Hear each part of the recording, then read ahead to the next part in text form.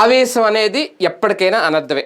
రాజకీయాల్లోనూ ఆవేశం పనికిరాదు, ఒక వ్యాపారంలోనూ ఆవేశం పనికిరాదు, దేనిలోనూ ఆవేశం పనికిరాదు. కానీ ఈ మధ్యన జగన్మోహన్ రెడ్డి బాగా ఆవేశపడుతున్నారు. ఆ ఆవేశమే మున్ముందు రాజకీయ భవిష్యత్తులో ఆయనకి గండాలు తెచ్చిపెడుతుందా, ఇదే ఒక చర్చ అయితే నడుస్తుంది. ఎందుకంటే ఈ మధ్యన ఎక్కడ చూసినా ఆయన కాస్తంత ఆవేశపడుతున్నారు, ఘాటుగా విమర్శిస్తున్నారు, పోలీసులు తిడుతున్నారు.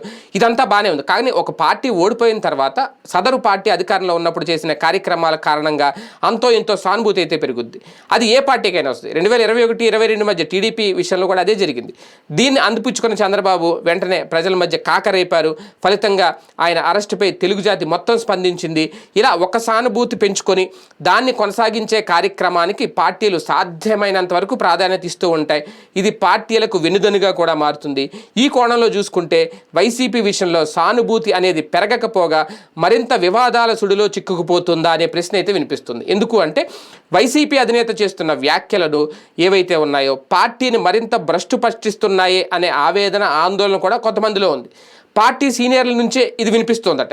తాజాగా ఆయన రాప్తాడులో పర్యటించిన సందర్భంలో పోలీసుల గురించి చేసిన వ్యాఖ్యలు ఏవైతే ఉన్నాయో దానికి సంబంధించి ఇమీడియట్గా అక్కడ ఒక ఎస్ఐ రియాక్ట్ అవ్వడం, ఇవన్నీ చూసినప్పుడు అంటే ఇంతవరకు ఎవరు రియాక్ట్ అవ్వలేదు. ఎప్పుడైతే జగన్ మీద ఒక ఎస్ఐ రియాక్ట్ అయ్యారో అది పెద్ద చర్చనీయాంశం అయిపోయింది.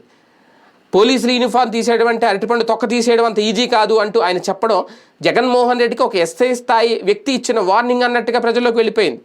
అంటే ఆయన ఆవేశపడి తప్పు చేశారా, లేదంటే ఆయన ఆవేశం అనేది పోలీసులను బాధ పెట్టిందా, అందుకని ఆ తరహా వ్యాఖ్యలు చేశారా, అది రేపొద్దున పార్టీకి నష్టమా లాభమా, ఇలాగే కనుక కంటిన్యూ అయితే అంటే పార్టీ కార్యకర్తలు అయితే జోష్ ఉంటుంది, యాక్టివిటీ బాగా పెరుగుతుంది. అబ్బా జగన్ ఎరగదీశారు, మంచి గట్టిగా వార్నింగ్ ఇచ్చారు అనుకుంటారు.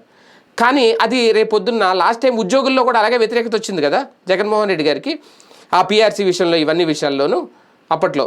ఇప్పుడు మళ్ళీ పోలీసుల దగ్గర నుంచి ఈ స్థాయి వ్యతిరేకత తెచ్చుకుంటున్నారా, లేదా అది అర్థం చేసుకుంటారా, ఇది అనర్థమా ఆవేశం అనేది, లేదంటే అర్థం చేసుకుంటే లేపొద్దున లాభమా, వేచి చూడాలి.